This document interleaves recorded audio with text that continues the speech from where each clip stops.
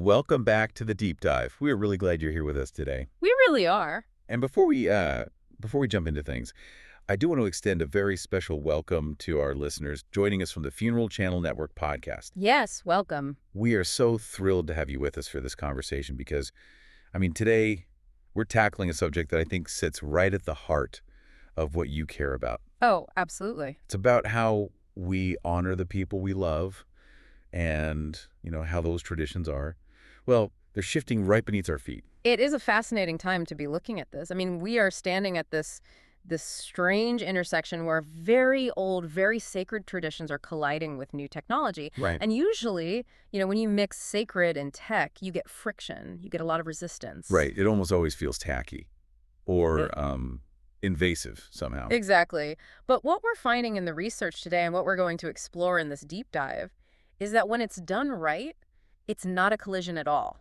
It's an expansion. An expansion. Yeah. We're talking about the Living Digital Guestbook and the evolution of memorial remembrance.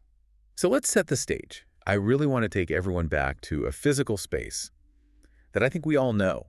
It's a space that's, it's universally recognizable no matter where you're from. Mm-hmm. You walk into a funeral home or maybe the vestibule of a church. The air is a little different. Maybe it smells like lilies, maybe old carpet. It's quiet. People are speaking in those hushed, respectful tones. Yeah, very specific tone, yes. And there is always a bottleneck near the door. The line. The line. Everyone is just shuffling forward, kind of waiting their turn. Yeah. And at the front of that line, resting on a podium or a nice mahogany stand, is the book. The register book, the industry standard. Right. And we all know the drill. You wait, you step up, you pick up that fancy pen that's usually attached to a little string. It doesn't get lost. Right, so no one walks off with it. Yeah. And you sign your name. Maybe if you're feeling bold, you write a quick, "So sorry for your loss," or, with deepest sympathy, and then you move on. That's the transaction. It is. You go sit down, the service happens, you cry, you hug, and eventually everyone goes home. And that is really where the traditional story ends, isn't it? That's the moment I want to freeze frame on. Because honestly, until I read through these sources, I never really thought about the mechanics of what happens to that book. Most people don't. At the end of the day, the funeral director closes it. They put it in a nice bag, maybe with some thank you cards, hand it to the family, and that book is done. It is closed. It becomes this static object. It becomes an archive of a single afternoon, a record of a few hours. Exactly. It captures who was physically standing in that room on that specific Tuesday at 10:00 a.m. Oh. And that is it. It's frozen in amber. And historically, we have to acknowledge that it was sufficient. It was the technology we had available at the time.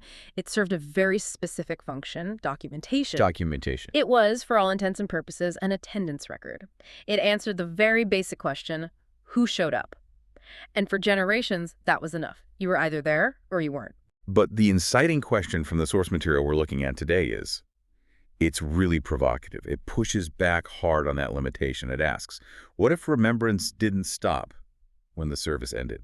That is the paradigm shift right there. That is the inciting incident of this entire movement, this entire conversation. What if the tribute wasn't a static archive that just gets put on a shelf in the closet, but a dynamic, living thing that actually evolves? Mm-hmm. This is where the concept of the Living Digital Guestbook comes in. And I want to be crystal clear right off the bat because I know some listeners might be rolling their eyes a little bit. We aren't just talking about scanning the paper book and saving it as a PDF. No, absolutely not. Thank you for saying that. If all we were doing was just digitizing signatures, this would be a very, very short deep dive. It would be about 3 minutes long. Right. We are talking about a fundamental shift in the purpose of the desk book. We're moving from documentation to connection. Okay, let's unpack that distinction because it's a big one. Documentation versus connection. On the surface, they might sound a little similar. If I sign a book, I'm connecting, right? In a sense, yes. But think about the quality of that connection in a paper book. It's a list of names. It's a binary record. John Smith was here. Jane Doe was here. Checkbox. It's a checkbox. It doesn't tell you why John Smith was there. It doesn't tell you what John Smith was feeling or the story he was replaying in his head while he stood in that line for 20 minutes. It documents presence, but it doesn't capture the essence of the relationship. That's so true. Seeing John Smith 10 years later in a book tells me he attended. It doesn't tell me he was the guy who taught my dad how to fish or that they went on a disastrous camping trip together in '82. Precisely. A living digital guestbook is designed to capture that context. It captures presence, yes, but it also captures memory, voice, perspective, and emotion. And crucially, it does so over a timeline that extends far, far beyond the funeral service itself. So it changes the guestbook from a roster? Into a collective biography. A collective biography. I love that term. And that is really the mission of this deep dive today, isn't it? We want to explore how families can actually create these memorials with intention. Because the sources are very clear that you can't just throw technology at a funeral and hope it sticks. Oh, that's a recipe for disaster. Right. It has to be done with care, with thought. We need to understand how to balance modern tools like, QR codes and specialized platforms with the solemnity of tradition. Without being disruptive. Without being disruptive. No. And perhaps most importantly, we want to analyze the psychological benefit. Yeah. Why does a memorial that grows over time, why does that matter to the grieving brain? And that why is where we really need to start. So for section 1 of our analysis, let's really dig into rethinking the purpose of remembrance. We touched on the limitation of the paper book that I was here factor. The attendance record. It is an attendance record, but let's go deeper into this concept of the shared biography. The sources use this term to describe what happens when you aggregate all these different memories from different parts of a person's life. Break that down for us. Why is a shared biography so much more powerful than just a biography? Well, think about any person's life. Think about your own life, right? It's completely multifaceted. You are a podcast host to me. You are a son or a daughter to your mother. You might be a nuisance to the neighbor who hates your loud music on Saturdays. I try to keep it down, but I take your point. But you see what I mean? No single person holds the full narrative of your life. Even your spouse doesn't know what you were like in 3rd grade with Mrs. Davison. Even your parents don't really know what you're like in a high-stakes work meeting. We all hold these little jagged shards of the mirror. That's great visual. Little shards of the mirror. A traditional funeral, and the eulogy in particular, usually only highlights 1 or 2 of those shards, typically the ones known by the immediate family. The eulogy covers the big stuff, the major life events. The greatest hits. The greatest hits, exactly. A digital memorial, because it creates a welcoming space for everyone to contribute, the college roommate, the old boss from 20 years ago, the childhood neighbor, the person from the book club, it allows you to kind of glue those shards back together. So you get the 360-degree view. You're not just seeing the person through one lens. You get the texture of the human being. You might have a situation where, say, a daughter loses her father. She knows him as dad. She knows he was strict about homework, maybe a bit quiet at home. That's her shard. Okay. But then, through this living guest book, a guy from his old manufacturing job posts a grainy video of him leading a sales meeting in 1995. And he's cracking jokes, he's commanding the room, he's charismatic in a way she's never seen. Wow. And suddenly the daughter meets a version of her father she never knew existed. Exactly. That is the power of the shared biography. It fills in the blanks. It turns a flat, 2-dimensional memory into a rich, 3-dimensional legacy. It's moving from just a list of names to a collection of stories. But, beyond the philosophical why, there's a very practical, very logistical why that is driving this adoption. We have to talk about the reality of modern families. Oh, absolutely. The days of everyone in the family living in the same village or even the same state they're long gone for most of us. We are a diaspora. We are so scattered. I have family on 3 different continents. Getting everyone in one place for a wedding is a miracle, let alone a funeral on short notice. Right. So when a death occurs, you have this immediate logistical crisis. You have siblings on different coasts, cousins in different countries, and then you have the reality of life, health issues, mobility issues, work commitments that you just can't get out of. The cost of a last-minute flight. The cost, the time. There are a million valid reasons why someone who deeply loved the deceased physically cannot be in that room on the specific Tuesday of the service. I've seen this happen so many times. We call it courtesy guilt. Someone feels absolutely terrible. They can't fly in from London for the service, so they send flowers. But flowers are nice, but they aren't participation. They're not the same. Flowers are a gesture. They aren't a voice. They don't tell a story. Right. They miss out on the communal act of mourning, of sharing those stories in the hallway after the service. And the source makes a great point here.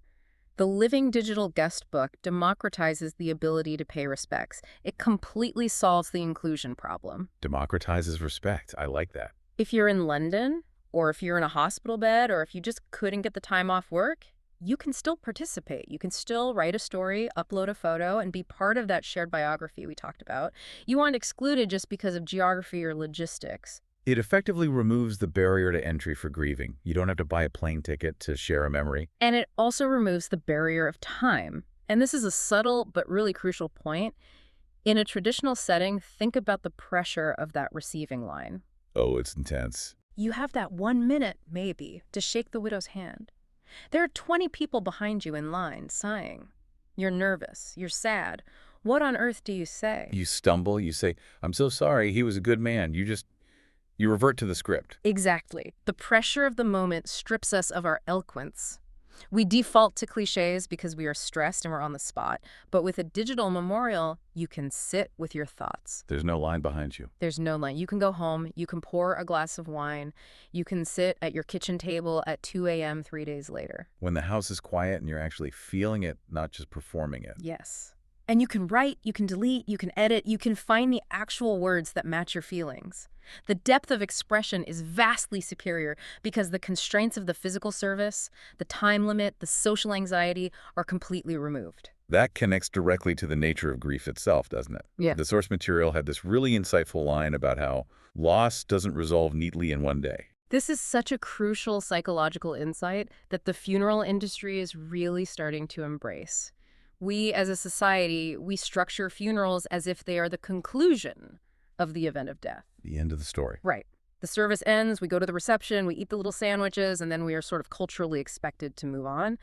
But anyone who has lost someone knows that is absolutely not how it works. Grief is not linear. It's a spiral. Or a tangled ball of yarn. It is messy. It circles back. You might be fine at the funeral, totally running on adrenaline and shock, but 6 months later, you hear a song on the radio, or you find an old ticket stub in a coat pocket, and you are just hit with this giant wave of memory. And in the traditional model, where do you put that memory? What do you do with it? Nowhere. The guest book is closed. It's in the closet. You can't just call the family 6 months later out of the blue to say, "Hey, heard a song that reminded me of your dad." That feels, well, it feels intrusive. You worry you're upsetting them. Raking it all up again. Exactly. But the living aspect of the digital guest book gives that delayed memory somewhere to land. It validates the fact that you are still thinking about them 6 months or 6 years later. It acknowledges that the relationship didn't end just because the life did. It's a receptacle for the ongoing relationship. I love that image, giving the memory somewhere to land. But, okay, let's play devil's advocate for a second. Or not even devil's advocate. Let's just address the elephant in the room. The fear of disruption, the tacky factor. Yes, the fear that bringing technology into a funeral is going to cheapen it. We've all seen it. People on their phones when they shouldn't be, the blue glow of a screen during a prayer. There is a very real worry that this will distract from the solemnity of the occasion. And I want to validate that concern immediately. The source material is very, very upfront about this. The funeral service is a sacred space. It is a space for prayer, for music, for reflection, for human-to-human connection. If technology competes with that, it is failing. Full stop. If you have people scrolling through a feed or trying to upload a selfie while the eulogy is being given, that is a huge problem. That is disrespectful. So how do we solve that? How do we integrate this without turning a funeral into some kind of tech expo? The strategy is subtlety and quiet availability. Those are the key words the experts use. You don't make the technology the center of attention. It should be a background layer that is there for those who want it when they want it. So practically speaking, what does that look like? We mentioned QR codes, but surely we aren't talking about putting a giant QR code on a screen behind the casket. Please no, that would be the definition of tacky. It would feel so commercial, so transactional. The advice is much, much more discreet. You print the QR code inside the funeral program, maybe on the back page, or on a small, high-quality memorial card that is sitting on a table near the exit next to the traditional guest book. So it's there if you look for it, but it's not screaming at you. That's not the main event. Right. It's discoverable. And the language you use around it matters immensely. The source suggests using invitational language. What do you mean by that? Instead of something directive like, scan here to sign the guest book, which sounds like a command or a transaction at a restaurant. Scan for the menu? Exactly. You say something gentle like, we invite you to share memories and photos online if you wish. If you wish. That's the key phrase. It gives permission not to. It communicates choice. It tells the guest, This is an option for you on your own time with no pressure. And that brings us to the timing aspect. The goal isn't necessarily to have people doing this during the service. That's a relief. By putting it in the program, they take the program home. They might scan it that evening after dinner. They might scan it a week later when they're finally processing everything. So it allows the engagement to happen in the guest's own private space, which preserves the sanctity of the service itself. Exactly. It separates the moment of the funeral from the process of the memorial. It's a critical distinction. I know the funeral program site, which was mentioned in the sources, emphasizes using these printed materials as gentle bridges. I really like that term. It's not a replacement for the paper. It's a bridge to something else entirely. And that's the provider perspective that is really valuable here. They aren't saying throw away the physical book. They are saying let the physical materials you're already familiar with lead you to something deeper, something more. Okay, so we've established the bridge. We've scanned the code. We're on the site. Now we have to talk about what actually goes in there. Section 3, content and curation. We touched on this, but let's go deeper. We're moving beyond just text. This is where the richness really comes in. Text is great. It's wonderful for capturing thoughts. I'm thinking of you. He was a great guy. But photos and videos, they capture presence. They capture essence in a way text just can't. The sources mention using them as memory anchors. I think that's a beautiful term. And they talk about the surprise factor.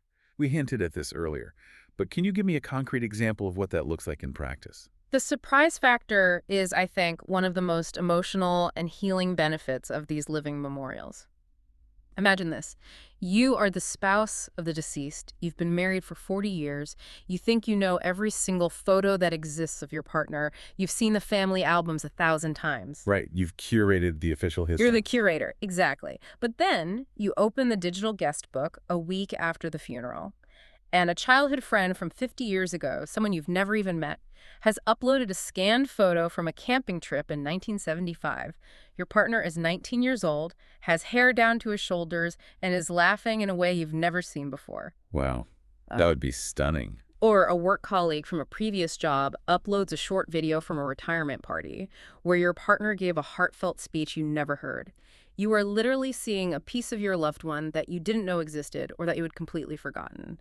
For the immediate family, those moments are absolute gold. They are new memories of the person they lost. That is incredibly powerful. And I can see it being especially important for younger family members. If you lose a grandparent when you're 5, you don't really know them. Yeah. You know the idea of them. You have a vague, fuzzy memory. But if there's a living memorial with videos of them speaking, laughing, telling their favorite bad joke, you can meet them again later in life. You can hear their voice. It preserves the voice, literally and figuratively. But, and here is a challenge the sources bring up, you have to help people get there. If you just give people a blank text box, they freeze. The dreaded blinking cursor. Write something meaningful. Go. Right. It's empty page syndrome. And they default to the generic, rest in peace, thinking of you, which is fine. It's a kind thought, but it's not a story. It doesn't add to the biography. So the expert advice here is what they call the art of the prompt. Okay, so how do we prompt people without making it feel like a homework assignment in 500 words or less? You ask specific but open-ended questions that trigger memory. Instead of a generic box that says, leave a message, the platform might ask, what is a favorite memory you shared with them? Or what is something they taught you? Oh, I like that one. Or even, how would you like them to be remembered? What is something they taught you? I really love that one because that immediately makes me think of a specific skill or a piece of advice or a moment. It takes me out of that generic grief mode and into storytelling mode. Exactly. It shifts the brain from sympathy to narrative. If I ask, what did they teach you? You might get a reply that says, he taught me how to tie a proper Windsor knot before my first job interview. Or, she taught me that you never ever put tomatoes in a fruit salad. Laughs. Practical wisdom, the important stuff. But those little specific details paint the real picture. Suddenly, you aren't just getting condolences, you are getting a tapestry of values. You learn that he taught one person to fish, and another person to be patient with difficult customers, and a third person how to cheat at cards. You're building a character. And that is the goal. Quality over quantity. We don't need 1,000 people saying, sorry for your loss. We want 50 people telling us who this person actually was in all their quirky glory. Precisely. We're looking for depth, not just volume.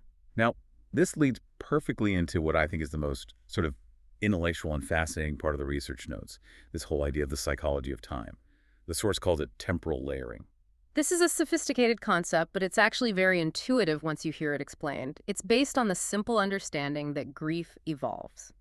The way you feel 3 days after a death is fundamentally different from how you feel 3 months later or 3 years later. Right. The early days are just survival. It's shock and logistics. It's pure adrenaline. And a static guest book. The paper one only captures the 3 days later version of you.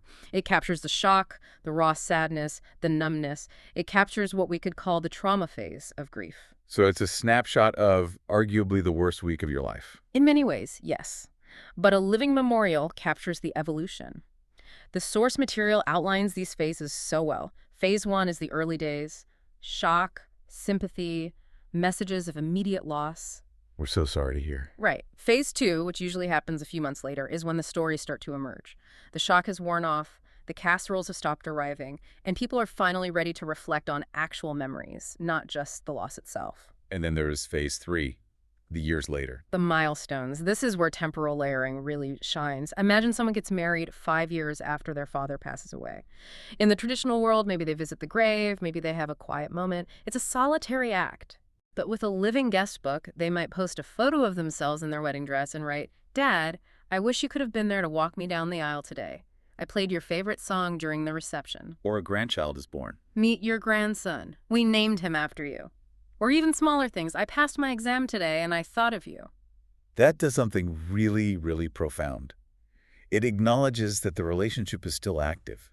It's ongoing. It does. It says, "You still matter in my life, even though you weren't physically here." And seeing those entries stack up over time, an entry from 2024, then 2025, then 2030, it creates this beautiful visual representation of the enduring impact of that one life. It proves they weren't forgotten. It reminds me of that saying that you die twice. Once when you stop breathing, and again when someone says your name for the last time. Exactly. This technology, used thoughtfully, pushes that second death way, way down the timeline. And for the family, revisiting that page over the years must be incredibly healing. It is. The memorial becomes a witness. It witnesses the loss, yes, absolutely. But it also witnesses the resilience of the family. It witnesses life continuing. Families often find great comfort in scrolling back and seeing that timeline.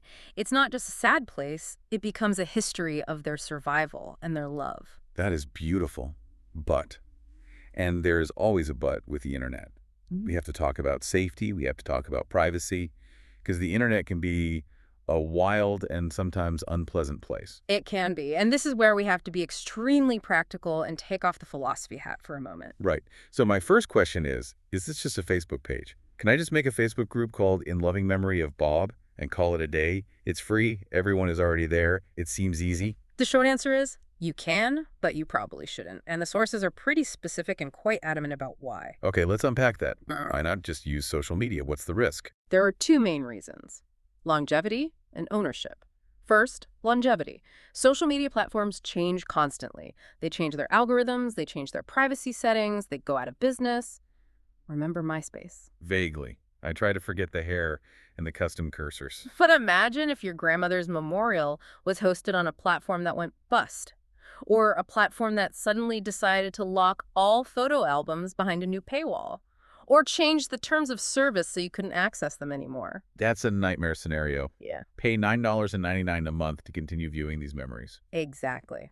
You do not want your family's legacy held hostage by a tech company's quarterly earnings report. Specialized platforms for living memorials, like the ones discussed in the articles, are designed for stability. They're designed to be archives, not just social feeds. And ownership is the other key. Yes, they allow you to download the content. That is absolutely crucial. You want to be able to export all those photos and stories into a file so you have them offline, on your own computer. You want to know that in 10 years, the link will still work. Or if it doesn't, you still have the data on your own hard drive. And then there's the emotional safety aspect, the trolls. Yes, moderation. On a public social media post, anyone can comment. Trolls exist. Spam bots exist. In a time of profound grief, the last thing you or your family want to be doing is deleting ads for cryptocurrency from your father's eulogy page. Ugh, yeah, that's a horrible thought. Specialized platforms offer privacy controls. You can decide. Who can view this? Is it public or is it password protected? Who can contribute? Do posts require approval from a family member before they go live? That approval feature seems key. It gives the family a sense of control and safety. It creates a boundary. Uh-huh. It ensures the memorial remains a sanctuary, not a public forum. And there is another, more subtle psychological aspect to privacy, which the sources call the performance trap. Oh, this is interesting. I hadn't thought about this at all. Explain the performance trap. It's the idea that if a space is totally public-like on Facebook or Instagram, I feel a subconscious pressure to perform my grief. I know my boss can see it, my ex can see it, that person I barely knew from college can see it. So I might feel I have to write something incredibly profound or poetic or perfectly composed. I need to sound smart and sad at the same time. Right. Look how deeply I'm feeling this. And that pressure can actually cause writer's block.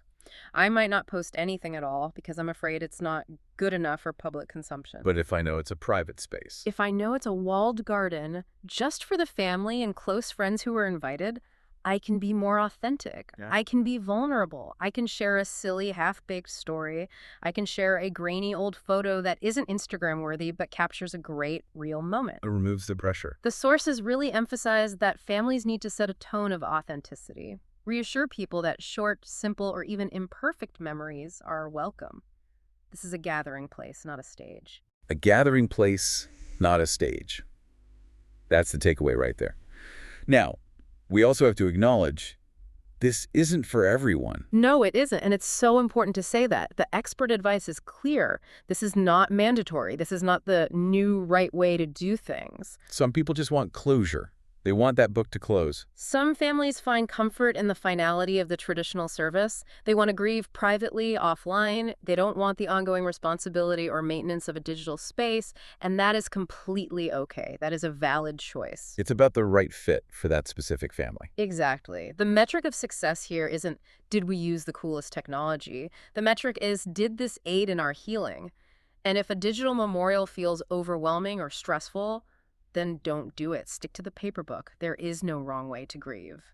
Moving on to our last big section here, legacy and the future. We talked a bit about grandkids, but let's really look at this idea of inheritance. This is where we look at the very, very long term. Think about your great-grandparents. What do you really know about them?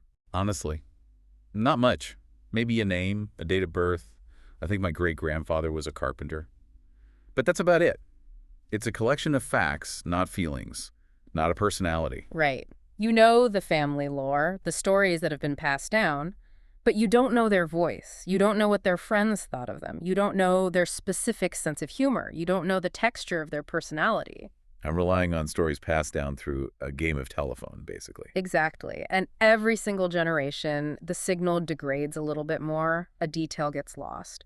But a living digital guest book curated over time creates what we could call an inheritance of personality. An inheritance of personality. Yeah. That gives me chills. That's a powerful idea. Future generations, children who haven't even been born yet, can log in and hear a chorus of voices talking about their ancestor. They can see the video of their laugh. They can read the story about the time they got a flat tire in the rain and how they handled it with grace, or with a lot of cursing.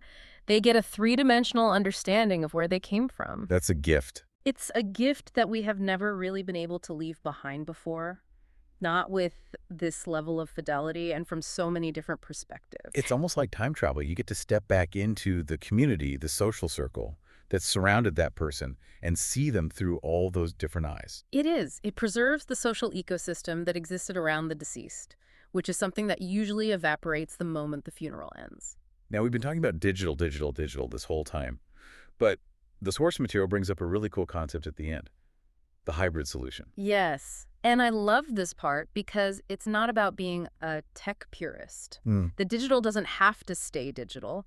In fact, these things work best when they interact with the physical world. So what, you're saying we should print the internet? In a way, yes. Less. Many families are now taking the content from the living digital guest book, maybe after a year or two, once the initial wave of stories has accumulated, and having it professionally printed into a high-quality physical book. That brings it completely full circle, back to the book on the stand. It does, but it's a much richer book. You get the benefit of the digital collection, the global reach, the photos, the long, thoughtful stories from people in London, but you end up with a physical object you can hold in your hands. Something you can put on your coffee table, not just a link you have to click. Something you can sit on the couch and read with your kids who are too young for a screen. It satisfies that deep human need for a tangible keepsake while leveraging the power of digital gathering. I love that. It's not either, it's both and. You can have the QR code and the beautiful leather-bound book. And they serve different emotional needs. The digital is for gathering and connecting in real time. The physical is for quiet reflection and permanent preservation. So let's try to wrap this up. We've covered a lot of ground. We've gone from the foyer of the funeral home to the cloud and then right back to the coffee table. We have. And I think the summary here is really about a fundamental shift in mindset. We are moving from a static view of remembrance, something that happens once and is then finished, to a dynamic, ongoing view. We are finally acknowledging that grief is a process, not a single event. Exactly. We are using technology like QR codes and specialized platforms not to replace the human element, but to amplify it, to make sure that everyone's voice can be heard and that the story can continue to be told. It extends the tradition. It doesn't destroy it. It transforms the guest book from an object that closes into a tribute that lives on. That is the key phrase right there, a tribute that lives on. It really changes how we think about what a legacy is and how it's carried forward. Before we go, I want to leave our listeners with a thought. A little bit of homework, if you will, but the meaningful kind. Based on everything we've talked about today, especially that idea of temporal layering and saying things later that you couldn't say then, Go on. I want you, the listener, to think about someone you lost. Maybe it was 5 years ago, maybe 10 or 20. Think about that traditional guest book you might have signed on the day of their funeral. You probably just wrote your name, maybe rest in peace. The standard entry. The thing you do on autopilot. But knowing what you know now, knowing how life has changed, how you've changed, and how much you might still miss them, if you could contribute to a living guest book for them today, right now, what story would you tell? That is a powerful question. What would you tell them about your life? What memory has surfaced in the years since they passed that you couldn't have shared on the day of the funeral because you hadn't remembered it yet, or you weren't ready? Or because you weren't ready to share it yet. That's a big one. Exactly. And maybe, just maybe, you don't need a digital platform to do it. Maybe you just write it down for yourself. Maybe you write it in a journal. Or maybe you text their son or daughter and just say, hey, I was thinking about Bob today and this funny story made me smile. Because the relationship didn't end. Exactly. The memory is still living. And the conversation doesn't have to end. Thank you all for diving deep with us today. And again, a huge thank you to our friends at the Funeral Channel Network for joining the conversation. It's been a heavy, but I think a very hopeful topic. It has. Thank you for listening. We'll see you on the next Deep Dive. Take care of yourself.